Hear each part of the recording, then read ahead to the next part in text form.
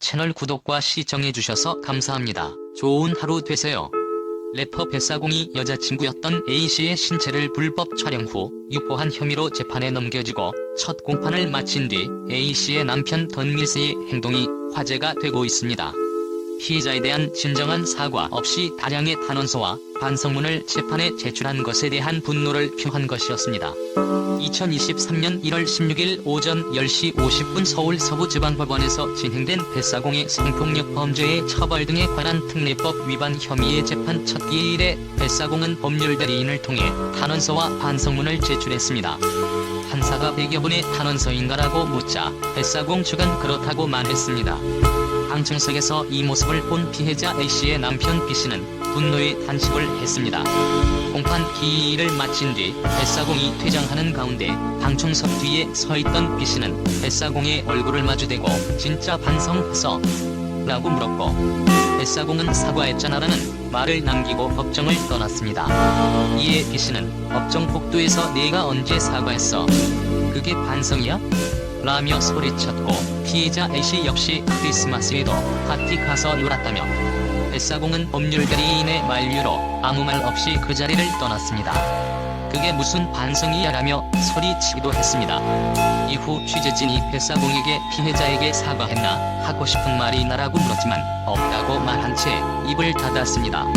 이후 피해자의 남편 B씨는 기자들과 만나서 오늘의 모습만 봐도 진정한 반성을 하고 있다고 느껴지지 않는다.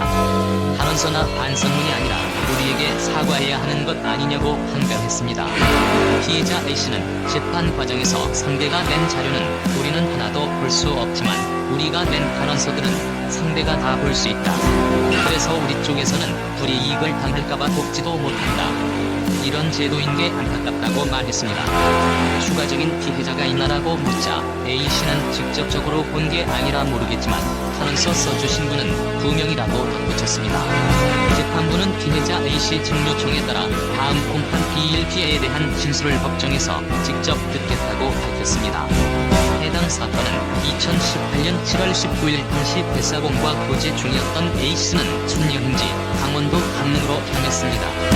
A씨가 잠이 든 사이 뱃사공은 새벽 1시쯤 A씨의 가슴 일부와 등 얼굴이 찍힌 사진을 진 20명 가까이 있는 단톡방에 올렸습니다. 뱃사공은 A씨가 잠든 사이 홀로 SNS 라이브 방송을 하던 중 A씨가 잠결에 낸 소리에 당황해 황급히 방송을 끄고 지인들이 있는 단톡방에 역대급 당황이라는 글을 올렸습니다.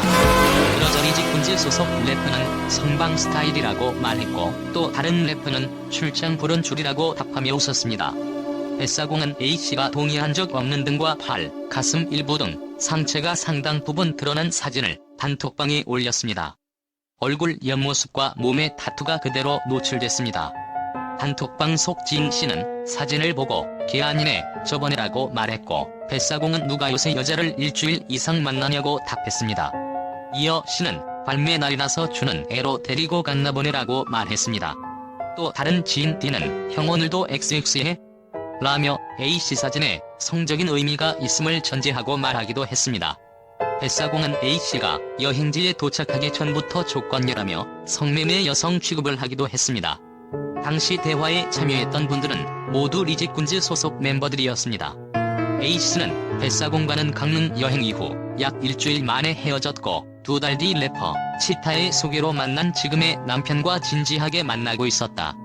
군 입대를 하는 남편이 저에게 휴대전화를 맡기고 갔는데 거기에 뱃사공과 남편 등 20명 가까이 있는 단톡방을 우연히 본 거다.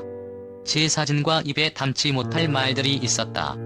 남편은 하루에도 수백 개씩 올라오는 메시지를 일일이 보지 않아서 제 사진을 못 봤지만 전 너무 큰 수치심 탓에 괴로웠고 극단적인 선택을 시도했다. 남편은 그 사진을 확인한 이후 곧바로 그 단톡방을 나왔다.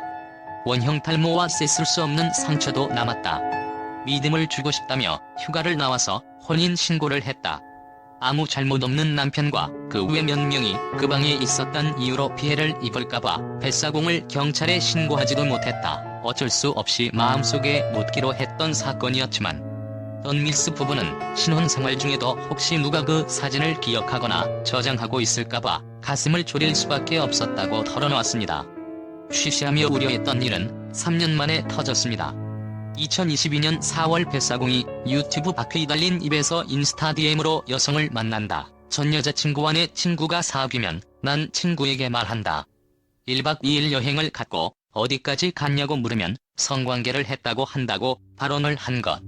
A씨는 자신을 두고 한 발언이었다고 생각할 수밖에 없었습니다. 분명히 남편이 1년 전에 뱃사공에게 강력하게 경고했다. 뱃사공이 여기저기 저와 만난 얘기를 했다는 걸 알게 돼서 남편이 더 이상 누구에게도 제 얘기를 하지 말라고 했다. 그런데도 그런 방송을 한 걸 보고 제가 참지 못해서 제 친구 얘기라며 자중하라며 글을 SNS에 올렸다.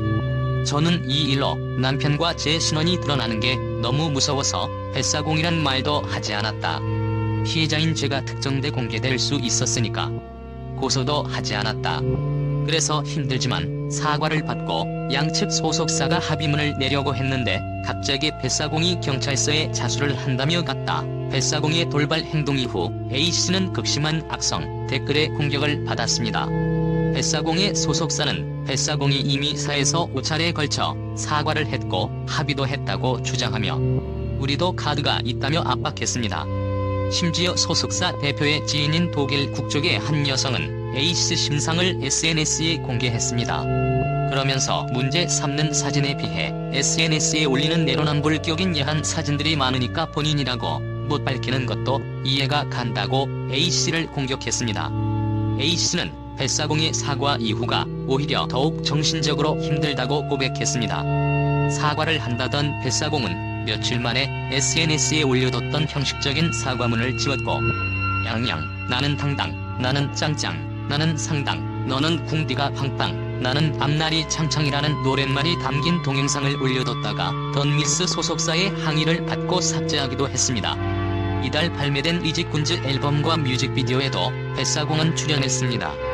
A씨는 성범죄 피해자임이 드러나서 평생을 낙인 찍혀 산다는 것이 힘들다.